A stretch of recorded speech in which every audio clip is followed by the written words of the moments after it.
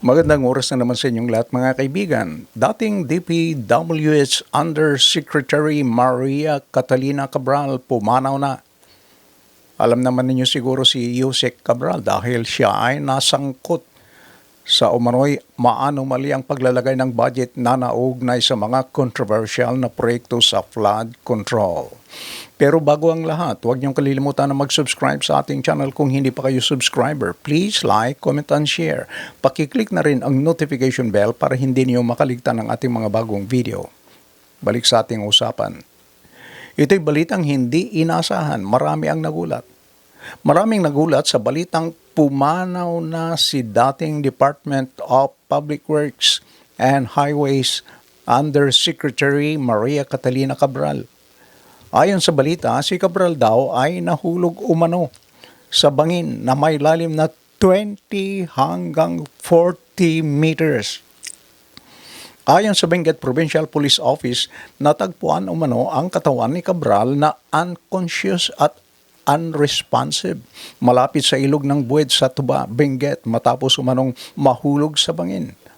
Ayon sa driver ni Cabral, pinatigil umano ni Cabral sa Maramal Camp 5 at hiniling na iwanan siya sa nasabing lugar. Kaya iniwanan ng driver si Cabral at nagtungo siya sa malapit na gasolinahan.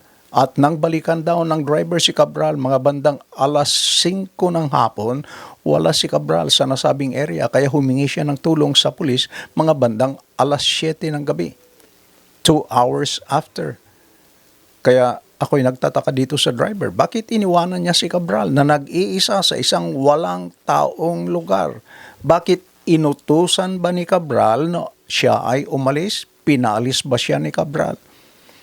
Bilang driver at bodyguard, di ba dapat nasa loob lang siya ng sasakyan para manmanan si Cabral? Alam naman niya ang kalagayan ng dating DPWH Yusek dahil sa kanyang kinasasangkutan sa anomalya sa flood control scam.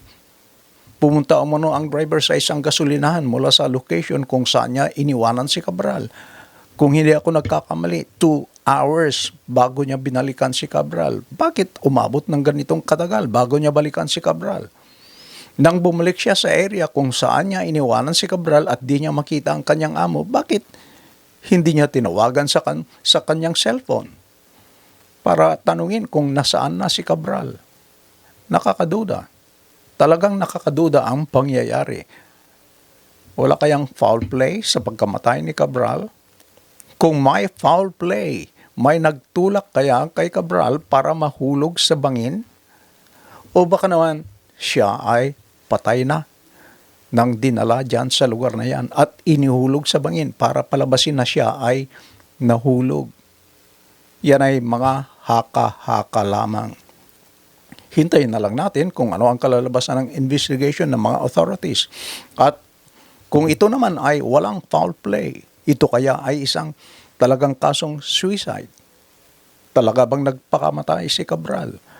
Kung talagang plinano niyang magpakamatay, palagay ko, ito ay aking palagay lamang, maaring ako ay mali, palagay ko na si dating DPWH Yusek Catalina Cabral ay may iniwanan ng mga importanteng information at documents sa isa o kaya'y sa mga taong kanyang pinagkakatiwalaan, information at documents na magbibigay liwanag sa flood control scam.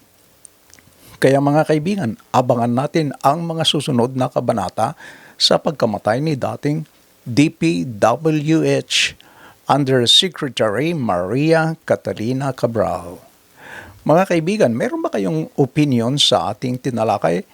Kung meron kayong comment, please leave them below sa ating comment section. Maraming salamat sa inyong panonood and please don't forget to like and subscribe. Bye-bye.